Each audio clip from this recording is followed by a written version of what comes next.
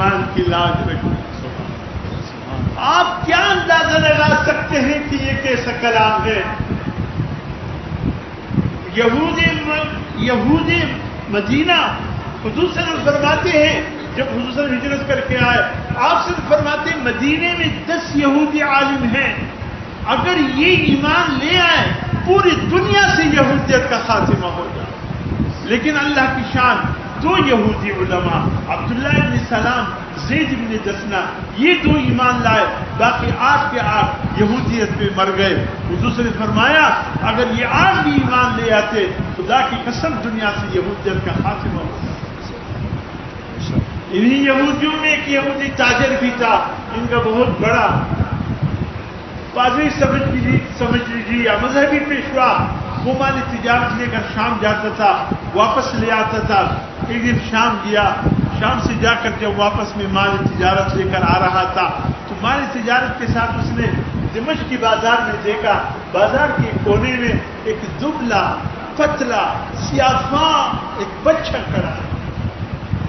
ایک بچہ ہے، کوئی 10-11 سال عمر ہوگی، صبح سے شام تک دھوپ میں کھڑا ہوتا. بولی لگانے والے بولی لگاتے، کوئی اس کو خریدنے کو تیار نہیں تھا. آخر اس یہودی عالم کو ترس آیا، اس نے کہا چلو مدینے لے جا کر کے اس کو فروخت کر دوں گا، کچھ قیمت تو بن جائے گی. اس نے خریدا، وہ بچے کو لے کر کے مدینہ آئے. مدینے کی بازار میں اس کو لگایا، قیمت اس کا ہلکی قیمت لگایا، کوئی خریدنے کو تیار نہیں. یہ بچہ صبح دھوپ میں کھڑا ہوتا، شام کو وہ گھر لے جاتا، نہیں اس کو پیاس کا پتہ نہ پانی کا پتہ، کچھ بھی.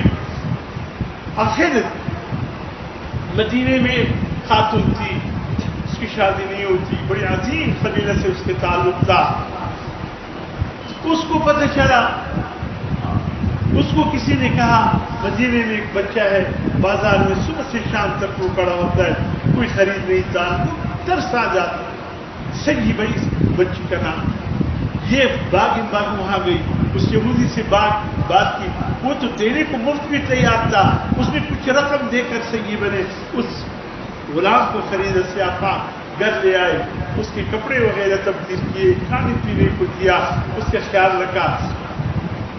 حضرت حذیفہ رضی اللہ تعالی عنہ جو مکی کے عظیم گھرانے سے تعلق تھا، جو حضرت عثمان بن عفان کے دعوت پر انہوں نے اسلام قبول کیا تھا، وہ قافلے کے ساتھ چند ساتھیوں کے ساتھ سامان تجارت لے کر کے شام کی طرف جا رہے تھے، چونکہ راستہ مدینے ہی پڑتا تھا. تو مدینے میں کسی نے اس سے بات کی کہ اس طرح ایک بچہ تھا، سیاہ فام تھا، بازار میں ظالم نے لایا یہودی نے فروخت کرنے کے لیے، کوئی بھی اس کو خریدنے کو تیار نہیں تھا.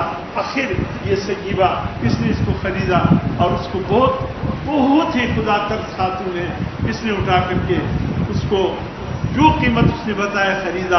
اب اس کے پاس حضرت حذیفہ کے دل میں جا کر دیکھو، اس غلام کو دیکھا. بہرحال اس وقت حضرت حذیفہ اسلام لائے تھے، لیکن یہاں ابھی تک اسلام کی آواز نہیں پہنچی تھی.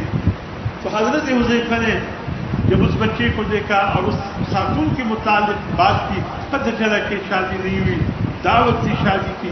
انہوں نے نکاح قبول کر لیا کہ مکے کے اونچے خاندان سے حذیفہ کا تعلق ہے. انہوں نے شادی کے بعد اس بچے کو اٹھا کر کے حضرت حذیفہ کی خدمت میں پیش کر دیا. حذیفہ نے پوچھا بیٹے تیرا کیا نام ہے؟ اس نے کہا جو آپ نام رکھے میرا وہی نام ہے، مجھے تو کچھ پتہ نہیں میرا کیا نام ہے. حذیفہ نے کہا آج سے تیرا نام سالم مولا ابو حذیفہ. بخاری میں بھی اس کا نام ہے، مسلم شریف میں بھی اس بچے کا نام آتا ہے. حدیث کی ہر کتاب میں حضرت سالم مولا ابو حذیفہ رضی اللہ تعالیٰ، سالم آزاد کردہ غلام حضرت ابو حذیفہ.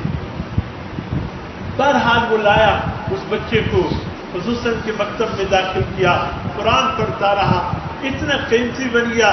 میرے محترم دوستو، ذرا اس بچے کی خبر تو لو، قرآن نے اس کو کہاں سے کہاں پہنچا دیا. جب والذین اتخذوا مسجدا ضرارا، جب منافقین یہ مسجد ضرار بنانے کی کوشش کی، اللہ کا حکم آیا اس مسجد کو ڈالو. یہ مسجد نہیں، یہ کفر کی گات ہے. یہاں کافر بیٹھ کر کے مسلمانوں کی خبر کفار تک پہنچائیں گے. اس کو راتوں رات گرا دیا گیا. پھر اہل قباء نے ایک مسجد بنائی. اللہ پاک نے سورج توبہ 11ویں پاری کی دوسری رکوع میں اللہ پاک نے حضور صلی اللہ علیہ وسلم سے فرمایا والذین اتخذوا مسجدا، اے میرے حبیب قباء والوں نے جو مسجد بنایا ہے اسس علی التقوی من اول یوم احق ان تقوم فیہ رجال یحبون ان یتطہروا واللہ یحب المطہرین۔ اے میرے حبیب جائیے، آپ اس مسجد میں نماز بھی پڑھا کرے، آپ اہل قباء والوں کے ساتھ بیٹھا کرے۔ اس مسجد کی بنیاد تقوی پر پڑی ہے، اللہ کے ڈر اور خوف پر پڑی ہے۔ ہفتے کا دن حضور صلی اللہ علیہ وسلم ہفتے میں ایک دن، ہفتے کا دن قباء والوں کے ساتھ گزارتے، اور حضور صلی اللہ علیہ وسلم نے فرمایا جو عمرے والا، جو حج والا ایک دفعہ مسجد قباء میں آ کر 2 رکعت نفل پڑھے گا، اللہ اس کو ایک قبول شدہ عمرے کا ثواب عطا فرمائے۔ اس مسجد کو اتنی بڑی فضیلت مل گئی۔ وہ مسجد جب بن گئی، اہل قباء والے آئے، یا رسول اللہ مسجد تو ہم نے بنا دی،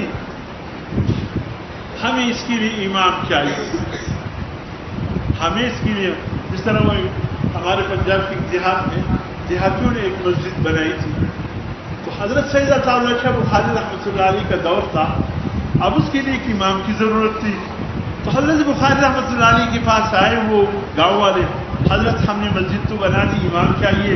حضرت نے فرمایا کیسے امام چاہیے؟ حضرت اگر وہ عالم ہو، مدرسے سے فارغ التحصیل ہو، کا ظاہر ہے عالم جو ہوگا وہ مدرسے ہی سے فارغ التحصیل ہوگا۔ کہا ایک بات اور بھی ہے۔ کہا کیا؟ کہا اگر وہ حافظ قرآن ہو تو پھر کیا کہنا؟ فرمایا چلو یہ صفت بھی دیکھ لیں گے۔ کہا ایک بات اور بھی ہے۔ فرمایا اور بتاؤ؟ کہا اگر قاری قرآن ہو تو پھر کیا کہنا؟ عالم بھی ہو، حافظ بھی ہو، قاری بھی ہو۔ فرمایا چلو یہ بھی دیکھ لیں گے، کوئی قاری ہو۔ کہا کہ ایک بات اور ہے۔ کہتے کیا؟ کہتے اگر وہ خوش الحان بھی ہو، اچھی آواز سے پڑھنے والا۔ فرمایا چلو یہ بھی دیکھ لیں گے۔ اور کہا اگر وہ خوبصورت بھی ہو۔ فرمایا چلو خوبصورتی بھی دیکھ لیں گے اس کی۔ اور کہا اگر خوش اخلاق بھی ہو۔ بخاری صاحب نے اس کی طرف بھی دیکھ کے گاؤں والوں کی طرف فرمایا اچھا ٹھیک ہے تم بھی انتظار کرو، میں بھی انتظار کرتا ہوں۔ گاؤں والوں نے کہا حضرت کس چیز کا؟ کہا اگر کوئی نبی اللہ نے بھیج دیا تو میں تمہاری طرف بھیج دوں۔ تم جتنی صفات والی امام مانگتے ہو وہ تو نبی کی صفات ہے، اور نبوت کا دروازہ بند ہے۔ اگر کوئی نبی ہے تو تمہاری طرف تنخواہ اور کیش پر ذرا تیز شخصی پسند عالم سوری شاہ علیمی شب قرآن ویلی شب خیرات ویلی شاہ اخلاقی سوتن خواب اور کی مور بکوی اس پر ذرا تذر بے وکنو بس سی رزق نو دی نلری۔ آیا افسوس خدا کو باندی تھا امام 17 واری اور برعات 17 اور کئی سبحان اللہ۔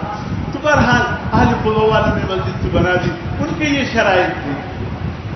حضور صلی اللہ علیہ وسلم سے کہا یا رسول اللہ بس امام آپ ہمیں دے دیں، آپ جس کو چن لے ہم اس کو سر آنکھوں پہ رکھیں۔ حضور صلی اللہ علیہ وسلم نے یوں دیکھا مجھے کی طرح، فرمایا سالم کہاں ہو؟ وہ سالم اٹھ گئے۔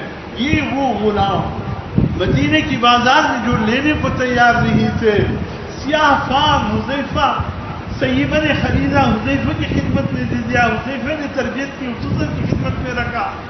حضور نے فرمایا سالم جاؤ مسجد قباء کے امام بن جاؤ۔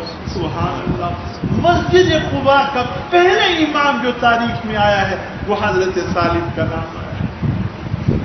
ایک دن حضور صلی اللہ علیہ وسلم آئے، کہیں گئے تھے، ذرا دیری ہو گئی، مغرب کی نماز تھی، صحابہ نے انتظار کیا۔ ارے صف میں صدیق اکبر بھی موجود ہیں، صف میں عمر فاروق بھی موجود ہیں، صف میں حضرت عثمان ابن عفان بھی موجود ہیں، صف میں حضرت علی المرتضیٰ بھی موجود ہیں، صف میں 10 مبشرہ صحابہ سب موجود ہیں۔ لیٹ ہو گئی، انتظار ہوا، حضور صلی اللہ علیہ وسلم پتہ چلا کہ شاید کچھ دیر کے بعد آئے۔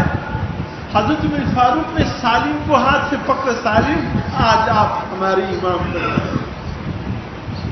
سب کی موجودگی میں سالم مسجد نبوی کے مصلی پر کھڑا ہو گیا اور نماز پڑھانے لگا، اور پہلی رکعت میں تھے کہ حضور صلی اللہ علیہ وسلم کی تشریف لے آئے، اور محسوس کیا لوگوں نے کہ حضور صلی اللہ علیہ وسلم آئے ہیں۔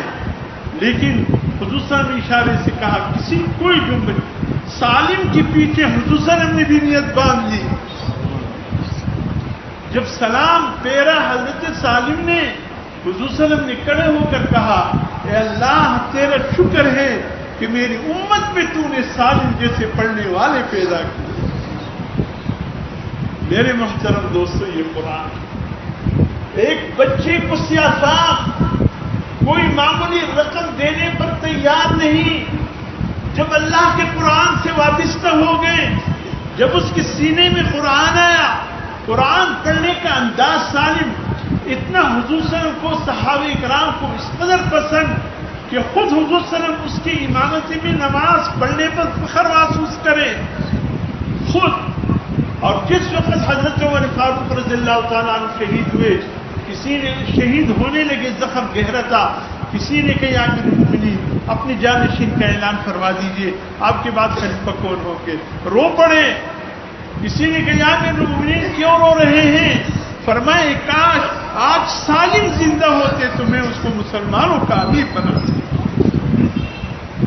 یہ قرآن ہے, قرآن کتنا قیمتی بنا گئے ایسے بچوں کو